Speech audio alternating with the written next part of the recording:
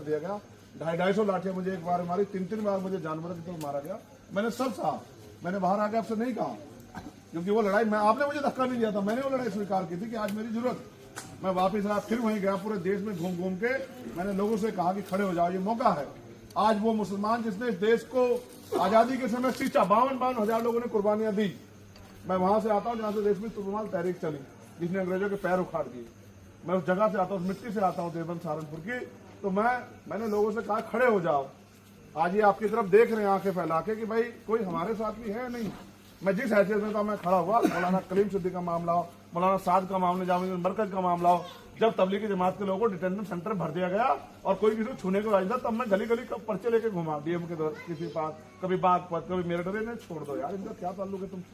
अपनी सियासी मसलों को करने के लिए इनको कहीं को फंसाना चाहते हो यार, कोई छोड़ो। अपने देश में जाएंगे, वहां जाके क्या कहेंगे भारत में क्या होता है मुसलमानों के साथ। जब अल्ताफ का मामला है, कासगंज का, जब नासिर जुनैद का मामला, जब अखलाक का मामला, जब पहलू का मामला आया, जब नजीब का मामला आया, मैंने हर लड़ाई को लड़ा। जब जहाँ नेटवर्क में मैं जेल से सलमान के घर गया, सुलेमान के घर गया, उनके आंसू पूछने के लिए, लोग डर रहे थे कि पुलिस खा जाएगी। भाई खा जाएगी पुलिस, अभी कौन सा जिंदा है यार? अगर अपने लोगों की मदद नहीं कर सकते फिर खाएगी जिंदगी? तो मैंने तो हर लड़ाई लड़ी और आज भी लड़ रहा हूँ, आज भी लड़ रहा हूँ। लेकिन अब मैं आपसे मदद मांगने आया, क्योंकि मेरे पे इसके अलावा कोई रास्ता नहीं है। मैं आपकी कमजोर आवाज हूँ या मजबूत हूँ, इसको मजबूत करना है, कमजोर करना है, ये आप पे हाथ है। अगर आप इस आवाज को दफन करना चाहते हो तो कोई बात नहीं, अगर आप इस आवाज को ताकत देना चाहते हो तो फिर साजिशों में मत आओ साजिशों में, मत आओ साजिशों में। एक मौका चंद्रशेखर को दो। अगर आपका अकेला चंद्रशेखर 100 एमपी में भारी ना पड़ा तो आप कह देना चंद्रशेखर नेता ही नहीं, एक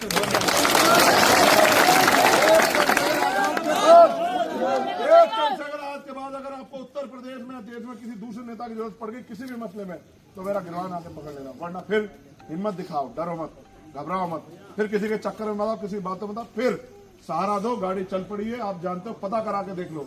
चुनाव जीतने के समीकरणों की जरूरत है नहीं है। आप बताओ, आप कहीं जाके पता कर लो। आपने अगर 100 फोन करोगे ना अपने फोन से, तो 90 लोग पलट के कहेंगे कि हमारे यहाँ चंद्रशेखर आजाद को दे रहे हैं सब लोग वोट। आप पता करा के देख लो, कहीं पता करा के देख लो। मेरी बात अगर गलत, तो जब सब लोग मुझे वोट दे रहे हो तो फिर अपनी वोट किसी झंडे के चक्कर में क्यों खराब कर रहे हो भाई? सोचा किसी साजिशों का शिकार होकर मैं एक वोट से पीछे रह भी गया तो फिर क्या करोगे? फिर 5 साल तक इंतजार करोगे? मैंने सबकी मदद की, सबसे कहा कि यार मैं तुम्हारी मदद करूंगा, मेरी मदद करा दो। मैं एक से इसलिए लड़ रहा हूँ क्योंकि कल मेरे लोगों पर जुल्म होता है, कोई बोलता है नहीं, मेरे लोगों को जेल में ठूसा जाता है, उनको लाठें मार जाता, करंट लगाया जाता है, उनको उनके घर में बुलडोजर चलता है, कोई बोलता है यार मैं भी चलूंगा, अपने लोगों की आवाज बनाऊंगा, उठाऊंगा। तो मुझे रोकने के लिए इतने षड्यंत्र कर रहे। मैं सुबह इसलिए लेट हुआ, मैं आपके प्रोग्राम में टाइम से आता और उससे करता हूँ माइक से प्रोग्राम, लेकिन सुबह सुरक्षा वाले वो सिक्योरिटी एजेंसी हमारे यहाँ आई, तो मैंने उनसे पूछा कि भाई बताओ। मैंने कहा ऐसा अचानक क्या हुआ? भाई लाइट बंद करो, मेरी आंखों में लगी। मैंने पूछा ऐसा क्या हुआ अचानक से कि भाई मेरी सुरक्षा बढ़ानी पड़ेगी? भाई मेरे ऐसा हो ना गलत संदेश चला जाए तो मेरा नुकसान हो जाए, चुनावी नुकसान। मैं इतनी मेहनत कर रहा हूँ, 1.5 साल हो गए मुझे धक्के खाते हुए, गोली खाकर मैं मेहनत कर रहा हूँ। तो उन्होंने मुझे पूरे कागज दिखाए, उन्होंने कहा देखो भाई हमारी आपकी कोई वो नहीं और हमें कोई मतलब नहीं किससे क्या है, लेकिन हमें पता है ये इंटेलिजेंस की रिपोर्ट है, आपकी जान में खतरा और इमरजेंसी थ्रेट है, कभी भी आप पे हमला हो सकता है, आपको जान का खतरा है, इसलिए हम लेके आप लिख के दे दो कि आपको जरूरत नहीं, तो फिर आपके साथ जो होगा आप जिम्मेदार होंगे।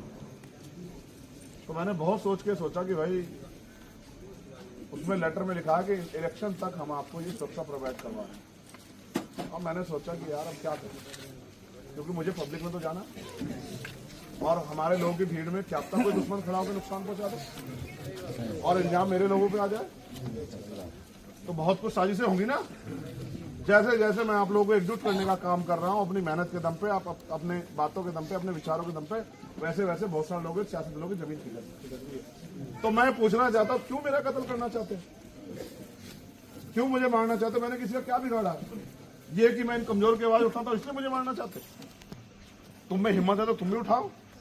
तुमने तो वोट ले लेके तुम मुख्यमंत्री और बड़े बड़े नेता बने, तुम भी उठाओ ना। तुम्हें तो अपनी जान भर भर के वोट दिए लोगों ने, तुम क्यों नहीं उठाते? तो वो उठाते नहीं और मुझे उठाने देना चाहते। मैं आपसे मदद मांगने आया, बताओ मेरी मदद करोगे नहीं करोगे? अगर करोगे तो दोनों हाथ उठाओ अपने की मदद करोगे।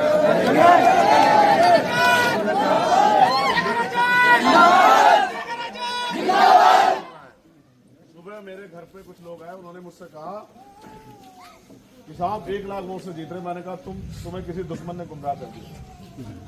बोले क्यों, ऐसा क्यों कह रहे हो?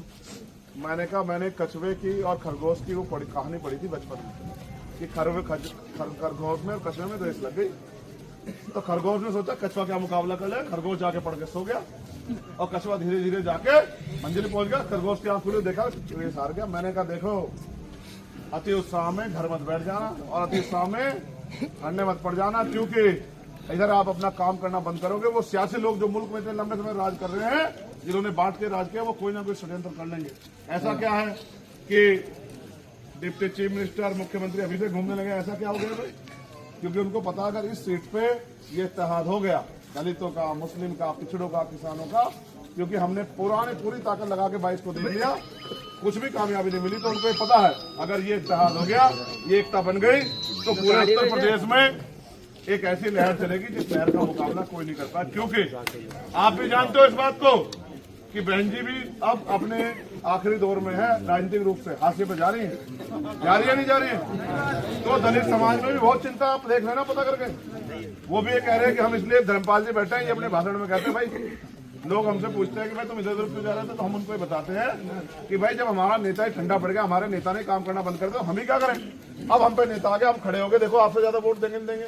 तो उन्होंने तो अपनी मेहनत करके, ओमपाल जी ने, इन्होंने सत्येंद्र ने, हमारे नेता सत्येंद्र जी, हमारे नेता छोटू सिंह जी, हमारे नेता जो है हरिओम जी, इन्होंने तो तैयार कर लिया। मैं आपको तैयार करने आया हूँ। ये आपकी तरफ देख रहे हैं कि आप इनका साथ दोगे नहीं दोगे। देखो, आपने बाबा साहब अम्बेडकर को बंगाल से चुन के भेजा, तब जाके देश का संविधान लिखा गया, कोई नहीं चाहता था।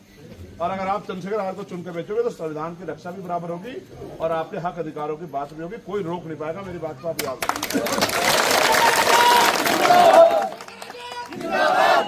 ये जो नारा लगा के खुश कर रहे हो,